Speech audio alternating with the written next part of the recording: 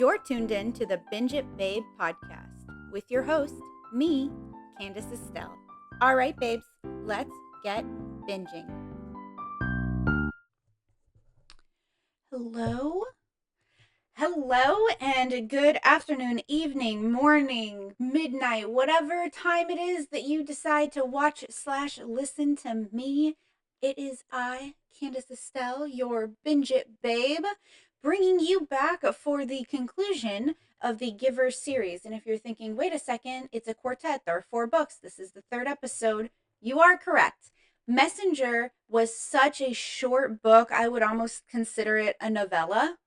So I've decided just to combine Messenger with Sun, which is the longest book, but I do think is something I'm going to be able to sum up pretty quickly.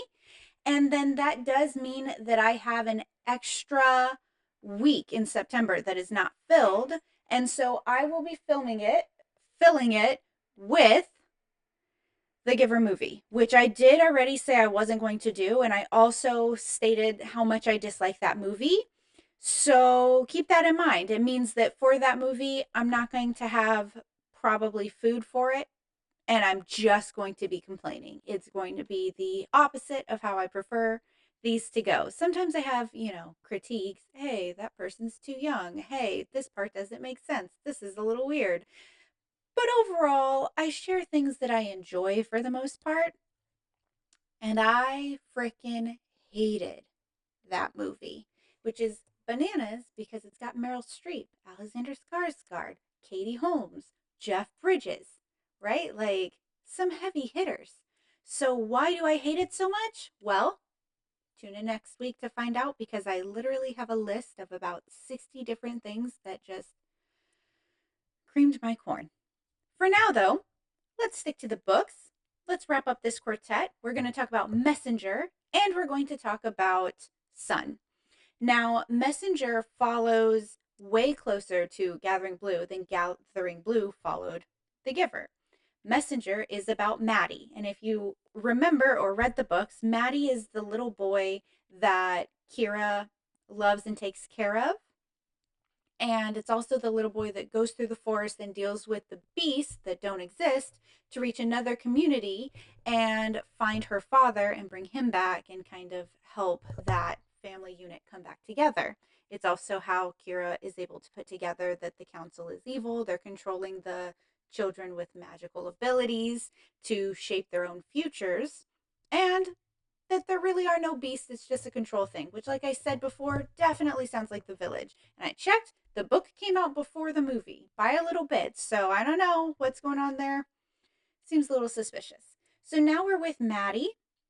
Matty's older, and he has grown up in the community with Kira's father, Christopher, who is referred to as the seer, which is a little bit interesting because he is blind. He is the seer because he knows things and he can kind of feel his way around. He's powerful. He's kind of an elder in the community. And he adopts Matty. And so Matty actually becomes the messenger in this book, or he already is when we meet him up. He's a child still, probably around 15. I think they said it's like 2 or 3 years after the Gathering Blue book happened. So he's still a child, but now that he's gone to school and has a parental figure, he is more well spoken. He's significantly less feral, and he's really well put together. He is also a fan of the forest, which is what connects the two communities, Kira's and the one he lives in now with Kira's father. Now, Kira promised in the last book that she would live in the new community with her father, but she didn't want to leave the community she was in until she could make it a better place, which Matty just lets us know she's been able to do. We also find out that Thomas has gotten married and that Kira continues to do the good work and help the people around. And, basically now that they're more informed, the community in general is happier, healthier, better off, which is wonderful. We also know that the community leader, where Matty and Christopher live currently, is Jonas. So leader is Jonas, and Jonas is quite young to be the leader because right now he's probably around 16 years old because this is only 3 or 4 years since the Giver happened. And in the Giver, he left around 13 ish, 12, 13. I mean, we knew he was 12. It's been a year. So let's say he was 13 when he left. He's probably around 16, maybe maximum 17 at this point, and he is the leader of this community because of his ability to see beyond. We also want to remember that Kira has a seeing beyond type of ability with her weaving, which is very interesting. And both Kira and Jonas, as far as I can remember, have blue eyes. I know Jonas does, I know Gabe does. And so this book kind of ties everybody together finally. Matty can feel that the forest is changing. It feels a little odd. It feels a little evil. It's starting to get kind of biting towards him, honestly. And not just him, but other people who are like going into the forest. And the forest usually is very calm around Matty. But other people will go into the forest and it will attack them with brambles and vines and string them up and kill them, basically. We also get introduced to the character, the Trade Master, who's kind of glossed over in the book, but is important. And the Trade Master has this game machine basically where you can play a game with it. And if you win, it's a huge win, but whatever you lose is kind of a big deal. And then he also makes trades with people. He's not from the community. He just kind of shows up and basically you ask for something and you ask for something out loud, but then you whisper what you're willing to give up for it. And the trade master says yes or no and decides based on that. So the mentor in the book, his title is mentor. So that's really, I don't think he has an actual name. Correct me if I'm wrong. Mentor goes and he wants this woman to love him, but he is in his own account unattractive. So he goes and asks, can I be made more attractive? I'd like to be taller, skinnier, have hair because he's a balding man, no more blemishes. I'd like to be attractive for her. And then he offers away a piece of himself. But the piece of himself he offers away is his kindness, the thing that made him a mentor. So, yes, he's attractive enough for the woman, but he's cruel, shallow now, which is really sad. And what else is happening is all these people that are literally giving away pieces of their soul to the trade master are becoming angrier and bitter. And all of a sudden, they no longer want to accept people from outside communities to their community. They don't think it's fair any longer, especially since now the community has been established long enough that there have been children born here. So it's no longer just a helpful community for people who were tossed out of theirs and finding a place. It's now also a place where people are from there. They grew up there. And now that they grew up there, even though everyone else was a refugee, they feel entitled to the land and the area and no longer want to have open borders or to help others. What an interesting idea that definitely doesn't exist in our current modern day society, right? Because who would be so brash and rude? I certainly wouldn't know. They want to close the borders to the community and no longer let anyone in. On top of that, the force is starting to rage against people. And so Christopher asks Matty, he says, hey, please go get Kira. And Matty is like, of course, because this is going to be her last chance. Like, I can feel it. And Matty had just gone into the forest a little bit beforehand and saw a dying frog. And when he touched the dying frog, he was able to basically bring it back to life. It had a messed up leg. And so he was going to try to reset the leg, but just touching the frog healed it. And so Matty's now realizing that he also has a gift, like Kira, like Thomas, like the little singing girl, and like Jonas, which is interesting. And then Matty goes and speaks to Leader, who we know is Jonas, and he says, this is the truck I'm going to take. And Jonas is like, it's going to be dangerous and I don't have a good feeling about it for you. Maybe don't do it. And he's like, I have to. And Jonas uses his power, which apparently is starting to run out because he's used it a couple of times, and checks on Kira and he goes, okay, you must go get her. And he's like, oh, you saw Kira, is she okay? And he goes, yeah, she's okay, and she's beautiful. And I was like, they dropped that Easter egg in Gathering Blue as well, which I think is kind of interesting. So Matty gets permission from Jonas, and he leaves immediately because the borders are going to close very soon. And as he's traveling through the forest does kind of give him a problem, which is not normal. And he realizes this is the last time he's ever going to be able to make this trek. He's going to grab Kira and come back, and it might not work out for him. If he ever were to try again, he knows the forest would kill him. And he gets to Kira, who already knew he was coming because she had weaved it and she knew what was happening. She knew there was a problem.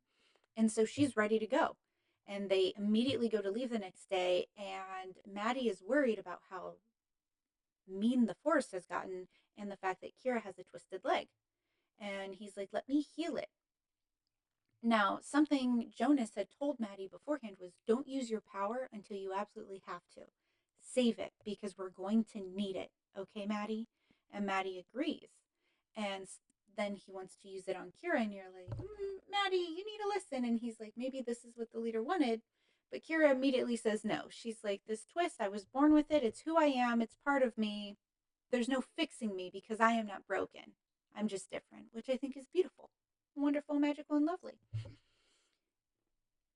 Matty is able to get Kira, and they're most of the way through the forest, and the forest is straight up attacking them. It's, whipping vines at them and poking them through their shoes with sticker burrs and like spikes, and they're bleeding.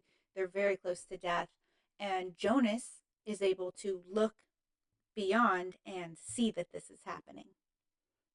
So Jonas goes into the forest to also help, but he is mortally injured. And so by the time he gets to Matty and Kira, all three of them are almost dead. And it is very rough. And they're more than halfway through, Kira and Matty, and Jonas is not more than halfway through. He was just attacked viciously by whatever evil is now lurking in the forest and trying to stop these people from being together, which we don't know what it is. And then Jonas reaches Matty, and Matty is almost dead. Kira is almost dead. Jonas is almost dead. And Matty is told by Jonas, now's the time to use your gift. And he touches both Kira and Jonas, and he heals them, and it kills him.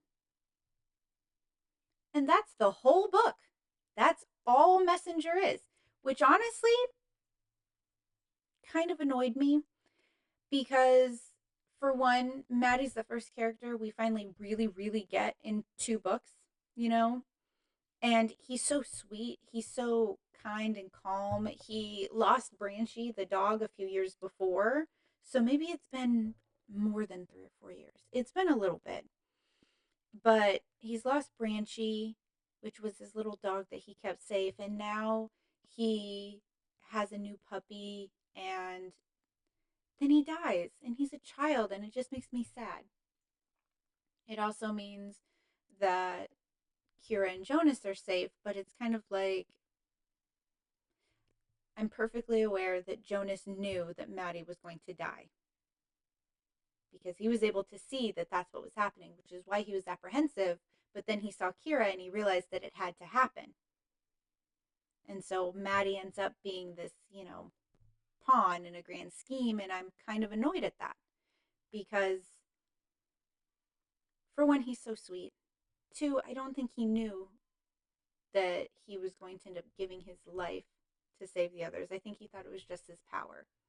But the forest takes him because he's too weak to survive after giving all of his power.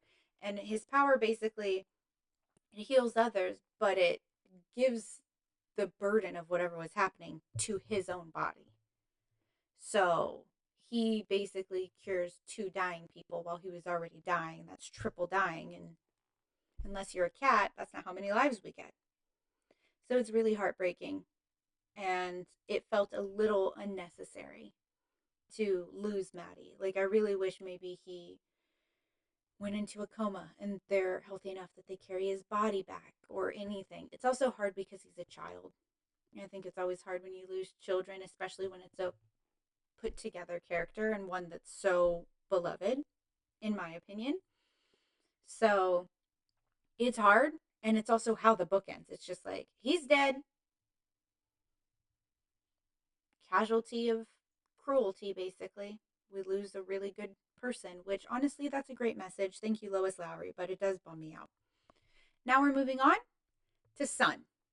So, Sun is the fourth and final book in this quartet, and it is really different from the other books. It's longer, and it also starts from the same time The Giver starts in that community with Claire, who is Gabe's birth mother. And if you don't remember who Gabe is the baby that almost got released, i.e., murdered, that Jonas saves when he leaves the community because Gabe also has the blue eyes and was able to receive memories. Jonas knows that this baby's special, also loves the baby because he has the ability to love. And so he saves baby Gabe. But also keep in mind that Jonas left that community around 13 years old, like fresh 13. So that means that when he got to the new community, he doesn't continue to raise Gabe because he himself is a child. Okay. And so Jonas has now stepped down from being a leader. It's 15 years from the time The Giver happened when we see Gabe and Jonas. But at the beginning of the book, it is during the same time The Giver book happened. And it's with Claire, like I said, the birth mother. And she is just given birth and it doesn't go well.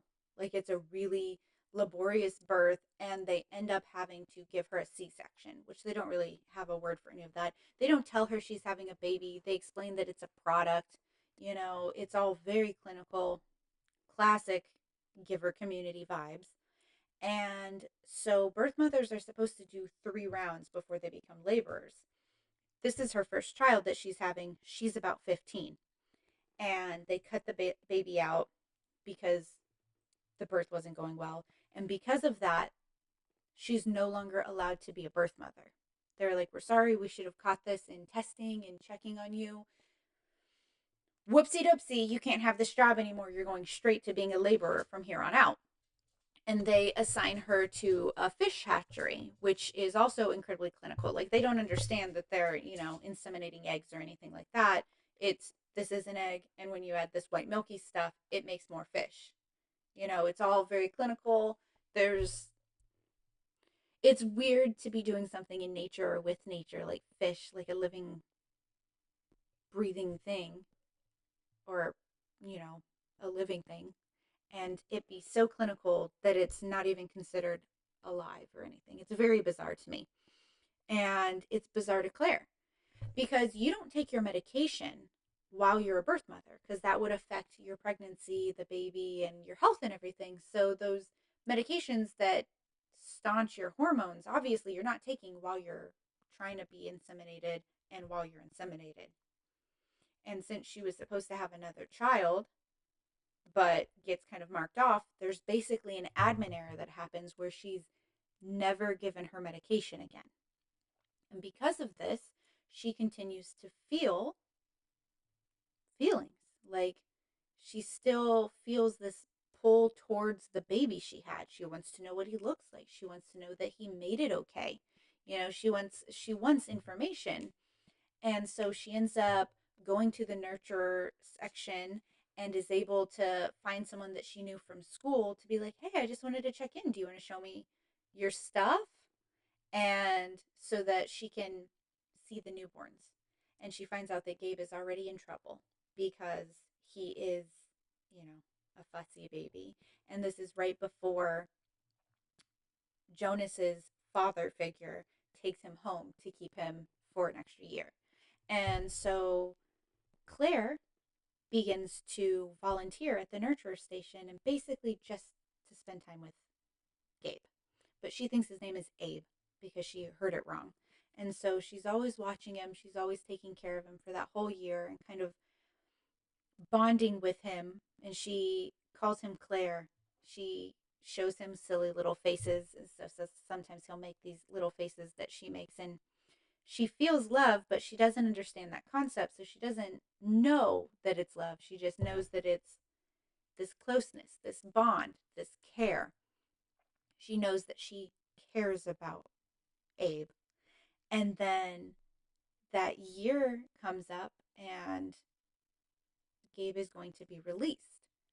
And then she sees Jonas kind of, with the baby, and she thinks, oh, that's nice, and kind of doesn't make a big deal about it. She never lets anyone know that she's the birth mother. It's an under the radar kind of thing. Like, she volunteers without making it a big deal. She never tells anyone. It's like her little secret that this is her son and she loves him. I don't think she even understands the concept of a son, really.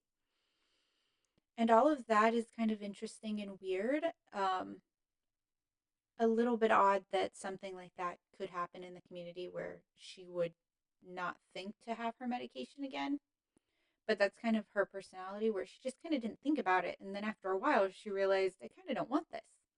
And then it's a little confusing how it happens, but basically, after Jonas leaves and takes Gabe with him because Gabe was going to be euthanized, which Claire does not know or understand yet, Claire decides she has to go find him. And she ends up sneaking aboard a boat that's outside of the community because she works at that fish hatchery. So she's near the water. She sneaks onto a boat. The boat capsizes at some point due to, harsh winds or rains or however boats capsize. And she ends up washed ashore of a different community. And that's where the middle third of the book happens. Claire doesn't know who she is when she wakes up. She doesn't know anything. I think she might know her name, but she doesn't know about Gabe or Jonas. She doesn't remember the old community. And so this is also where she's not taking her medication. She's outside of the community limits now. So she can see color, taste, there's animals, there's nature, and she doesn't know that she didn't know any of that. She just knows that certain things make her uncomfortable, like birds. She's terrified of birds. And the woman that takes her in is like, have you never seen a bird before? And she goes, I don't think I have. Basically, like, nah. And then she's very smart, but when she tries to describe certain things, like, she doesn't have a word for the color red or for orange because she's never experienced it or colors. And so the woman that's helping her and the people around her are very confused by this. They're like, what is going on that you don't know what a color is or a bird is, but you know how to, inseminate a fish? Because she kept that. It's just personal memories don't exist for her. And then the woman that saved her is also kind of like the village healer in a way, with, here, take this tonic, I'll help you with sleeping or remembering, or I'll help with your baby being born. It's the medicine woman of this more primitive community. And she starts taking a tea that helps her remember, and she remembers her baby. And she's like, oh, I had a son. And the woman is like, I thought so, because she had seen the scar on her stomach. And she goes, and I think they made it where you can't have another child again. That's like, someone took that ability from you. And that's a problem because no one in the community here is going to marry you then, because having a child is basically what we care about here, like progeny, pushing things on. It's a little bit outdated.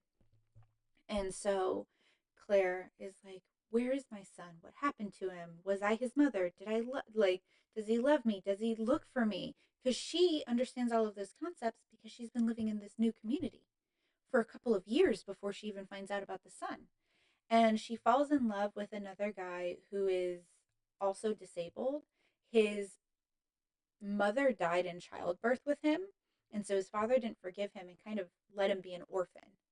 And then when he was older, his father decided he needed him for work, basically, and brought him back in the home, but beat him. He was just awful to him. And so when he got older, he tried to leave the community, and the community's like near the sea. So there's a huge cliff face, and they can't really get out of that area. It's, it's blocked off, it's locked up, like most of the communities are, where you don't really leave it for some reason. There's a barrier to getting away. And so he climbed the cliff face and did all of it. And once he reached the top, a man tried to make a trade with him, and he denied the man. And so the man took a knife and like chopped half of his foot off, making it where he's now disabled, and beat him up and basically let him fall back to the ground. where the community found him, bandaged him up, let him get better, but I think now he has to be a blacksmith because he can't really walk, so he's doing his own thing and he's a little bit quiet and grumbly, and him and Claire kind of have a really good relationship because once she finds out about her son, she realizes she has to leave the community. But the community, you can't just leave. You have to do all of the climbing. No one can know because no one wants you to leave. And I feel like it's not established enough why you don't get to leave. It's just like you don't get to leave, period. This is where you live. This is where you die. That's it. That's all the information. And if you want to leave, it'll kill you, basically. So Claire has to start putting together the plan on how she's going to get away. Now, in the community where Jonas grew up, keep in mind she did do the fishery to help with the fish for foods, but that food was really bland. There's no real flavor. It's just like eating for nutrition's sake. And now she lives in this community where it's a little more, again, it feels medieval to me, just like the Gathering Blue community, but it's a different one. It's just like the seaside version of that. And they have, a history museum and they know of Shakespeare. So it's kind of like the remnants of civilization. But, you know, backing up in terms of electronics and progress that we've had in the last 150 years, especially when it comes to gender roles and things like that. So it's a little bit like 1800s Old English, like we've got fishermen and boats, but we don't have cars, and we don't have plumbing probably. I'm not sure how anything like that works. So the food that they get there is more colorful and it's got, fresh fruit and veggies and stews and soups. And so for this episode, I've got myself a nice little pumpkin soup because I just thought that pumpkin was a really good choice for this type of soup. Like, I feel like this is what they would do, right? Like giant blocks of pumpkin and carrots and, big chunks of rabbit probably or squirrel. And so that's what I chose to do. And the only thing I didn't do was season it because I just feel like, for one, everyone in these books is white. You have to keep in mind it's that there is that sameness concept. So I don't think in Jonas's community, like, you could have other ethnicities because there would automatically not be the sameness. Like if someone's much darker, which is interesting, but I just feel like all of these people seem like they're just white people. So it's food for eating's sake, right? It's soup, but there's no razzle dazzle. There's no salt, which means that, yeah, I'm gonna have a couple sips for the purpose of the show. But I'm gonna eat it afterwards, and I'm gonna put some freaking flavors in it because I'm not about this bland life. Okay. Ta-da. So Claire helps the medicine woman. She kind of lives with her. And in the middle of the night, the blacksmith guy who had tried to escape and was unsuccessful teaches her what the route is and how long it will take her and what the route will be so that she can escape to find her son. And he teaches her for years and he makes her do certain strength exercises and all of these things that she'll need when she goes through her trek. So she's in that community for probably around 6 years, maybe longer. I think it's about 6 years that she's there. And for the first 2, she had no memories whatsoever. And then the last 4 is her practicing and trying to be strong enough and also know what the route is going to be so that when she leaves, she's successful and she doesn't die. And she leaves the blacksmith who knew she was going to go. He can't come because of his disability, and she decides to leave anyway for her son. She doesn't really remember fully, but she knows that he's there and she has to go and find him. And so she goes on her trek. It's tumultuous, but completely exactly what she was expecting. And he goes, when you get to the top and the man tries to make that deal with you, just make a deal with him. Otherwise, like, you'll be like me. He'll throw you down. You won't be able to get away. So she does all of this. She makes it to the top and she meets the trade master, who does indeed try to make a deal with her. And she says, I just want to see my son. I want to make it to my son so that I can be with him. And he goes, that's fine. I can help you with that.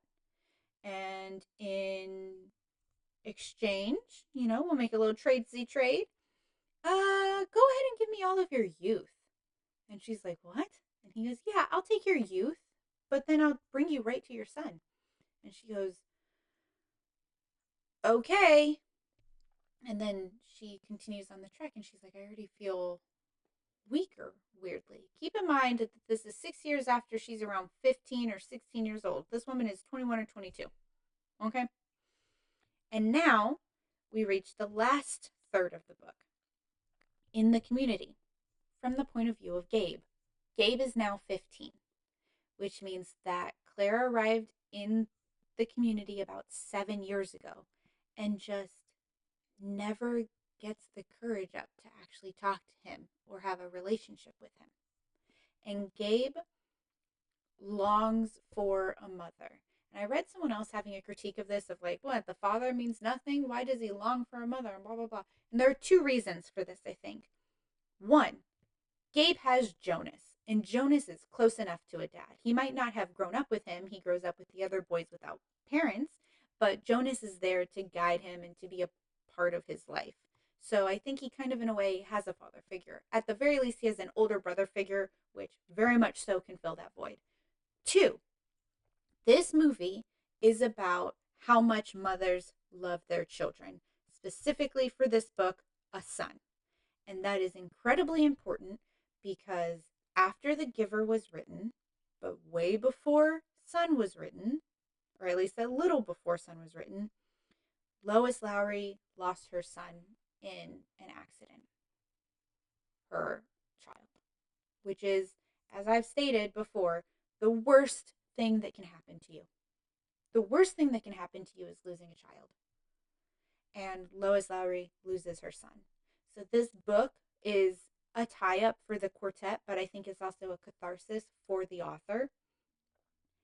And it's her deepest desire, right? It's, I just want to be reunited with my son. I would do anything to be reunited with my son without medication. I know that that's my son. There's a bond there no matter what society, this community, anyone tries to tell me. If I am thrashed upon the rocks because I have been in a shipwreck, I will survive and I will fight and I will work to be able to be with my son. And I will give up my youth, my vitality, most of my lifeblood, just so I can be near you again. And that's beautiful and sad. And I hope that Lois Lowry in some way has found some semblance of peace. And if she hasn't, I would completely understand, because losing a kid is the scariest, worst thing that could happen to you ever. Ever. It's one of the reasons I do not have children. Also, I don't have a partner. And I'm quite young. But it's a thing that I think about when it comes to having children. So this book is like this homage of how much a mother's love is and is worth. And so, yeah, fathers are nice and blah, blah, blah, but this isn't about a father. This is about a mother. And all the lengths she will go to just to be near her son. And now that Gabe is about 15, he's also coming into the fact that he has a special ability. Surprise, surprise, he has blue eyes. It's not a surprise at all. And he talks to Jonas about his longing for a mother and how he wishes he had a family, and do you think she would have loved him? And Jonas explains that that's not really how the community worked, and Gabe is like, well, you had a mother and a father, and he goes, yes, but not in the sense of them loving me. It was, a duty. It was part of their life. It was blah, blah, blah. You can't understand because you don't remember the community at all. But That's not something that existed in the community.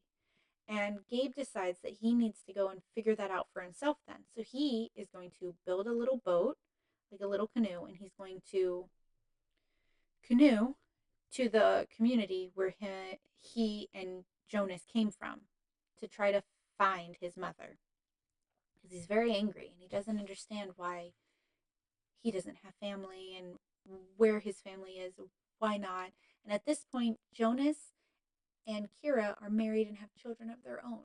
And so he very deeply longs for that love that Kira shows her children.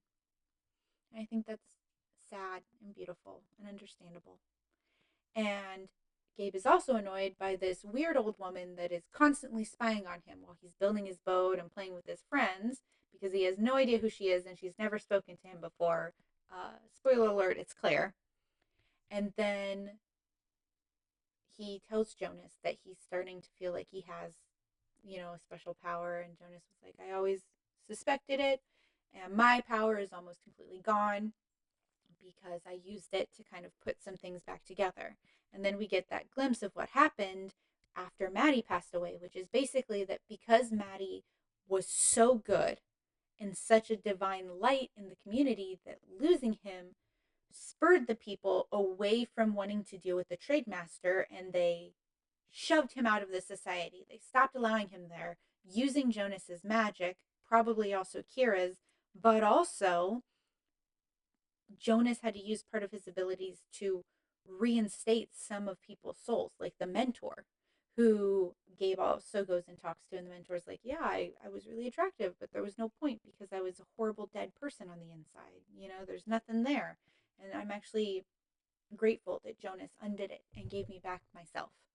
And so you find out that the trade master is alive, just banished. So he's on the outskirts of something. And we find out that at least by Matty passing away, by them losing the best of them, the community stops all the hatefulness, especially once the trade master is gone. Because trading pieces of yourself for some small materialistic gain in some way, or a vain, shallow gain, is not worthwhile. It's definitely a spit in the face of capitalism. All of these books. It's look what happens when capitalism takes over. It literally eats away at your soul, and then you stop caring about other people because you've decided that something is yours, like land, when it's not. It should be everyone's. And it's one of those things that just, if you are paying attention to the message, it makes you think, because that's what the message is. It's, we got rid of the trade master, this person who gave you whatever you wanted, but it took a piece of you. And then the community is friendly again. The borders aren't closed. People are safe. Everyone is well fed. And that's important. And now Gabe wants to go to the old community to find where he came from and understand the world around him. And while he's building his boat, he starts to realize that he can kind of project himself into others. So he can be across the room, but be inside of Jonas's head and body and feel everything Jonas is feeling and know everything about him, his thoughts and everything, without moving. And that's his special ability. And then Claire goes and speaks with Jonas. And she's like, hey, I don't know if you're going to remember me or not, but I'm 3 years older than you. I was in, the ceremonies 3 years before you. I was a birth mother. And Jonas is like, how could you possibly be 3 years older than me? You're like 90. And she explains everything that happened, her whole journey to him. And Jonas realizes, because Claire also realizes this, but that Gabe is her son. And that's why she's always watching him. And he goes, okay, well, you should tell him.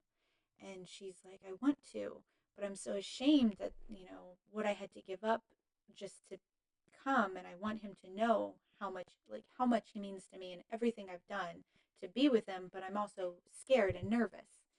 And so then she basically collapses because she's near the end of her life, because she gave away her youth and now she's been around for about 7 years, and so she's about to die from old age.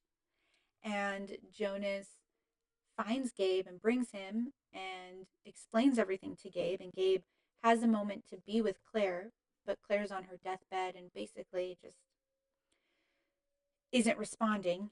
And Jonas is like, I know what you want as your mission, but your mother is right here, and you need to defeat the trade master. I know he's out there. And Gabe is like, you're absolutely right. I'm going to go defeat the trade master so no one has to deal with this evil again. And he goes out, he finds the trade master pretty quick, and is able to project himself into the trade master and sees that the trade master is not and has never been a person. It's just the embodiment of evil. There's nothing really there. And because there's nothing really there, all Gabe has to do is break that illusion for the trade master to fall apart, to wither, and basically die. Although if you're not a person, I don't know how you die, but he withers away to nothing.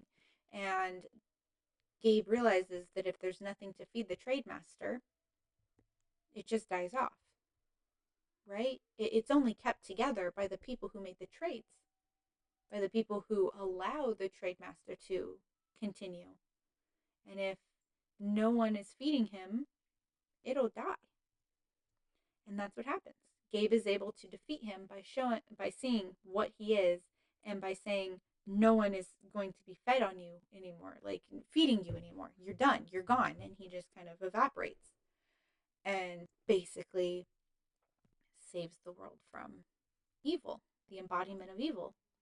And then the series ends with Jonas waking up the next morning and Claire being missing from the bed, and he looks for her, and she has walked outside to the front to watch the sunrise, or sunrise, I believe. And she's back to however old she actually should be, which is 30. So she's probably looking like really fine, because as far as I'm aware, people in their 30s look pretty good. I don't know what you think. And that's the Giver Quartet. That's all 4 of them. It's strung back together in the last one, which I enjoy. There's a whole bunch of questions that I have still, a lot of things unanswered. Some things are a little trite or a little too easy, in my opinion, like defeating, the trade master happens very quickly, or any of that. But I think that's because the message of the books is not about little battles. It's about the overarching theme of too much liberty or no liberty at all, no free will, right? And it's about, as humans, can we find the balance? Can we respect nature and help with climate change, which is the first thing mentioned in the books? Help with climate change, help save our earth, or do we let it fall to ruin and then pick up the pieces because we won't do it now? And the reason we won't do it now is capitalistic gain or ease. And if that's not an option anymore, what are you going to do when society falls? Because it'll no longer be easy in any capacity instead of just a little bit annoying now. And I think that that's really good.